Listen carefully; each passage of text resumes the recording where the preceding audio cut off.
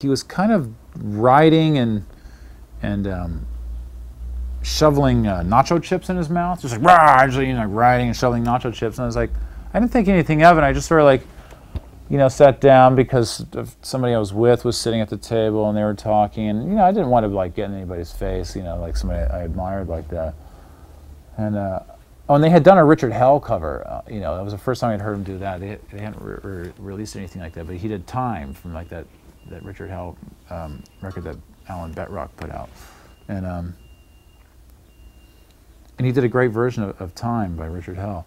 And so I said, I really like that Richard Hell cover, and he's like, and he just looked at me, yeah, you like Hell?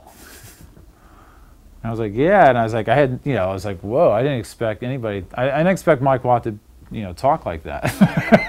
I was like, well, yeah, I used to see Richard Hell a lot. He was like, when I was a teenager, I would go to New York, and one of the first bands I saw were the Voidoids, and I saw them any chance I could get. I saw a lot of gigs, and I saw him about 100 times. He's like, you saw Voidoids 100 times! I was like, yeah, and so he really became enamored by that.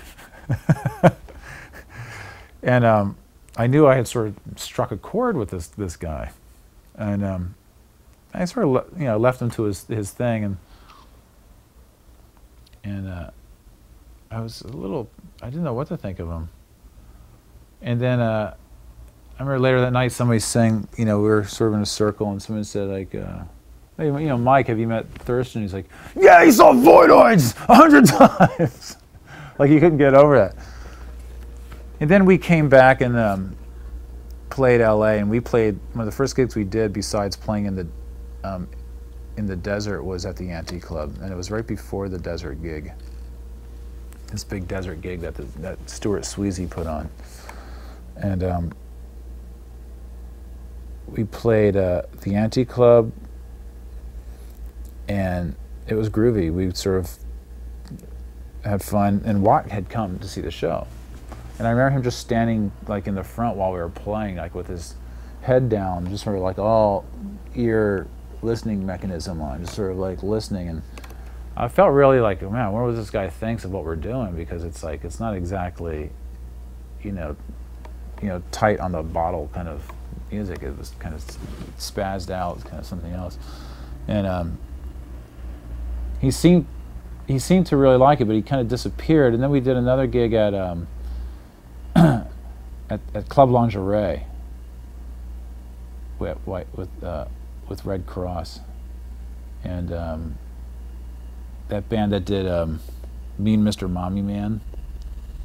Mean Mr. Mommy Man. Giza X and Silver Chalice, is that what they were called? And Watt was there too, and I was like, wow, this guy's coming to our gigs. It's like, because people weren't coming to our gigs. I think Rollins came to our gigs, one of our gigs like that time, and stood there and kind of and then Watt was around afterwards, and he had brought our records that we had put out up to that point. He had them with him.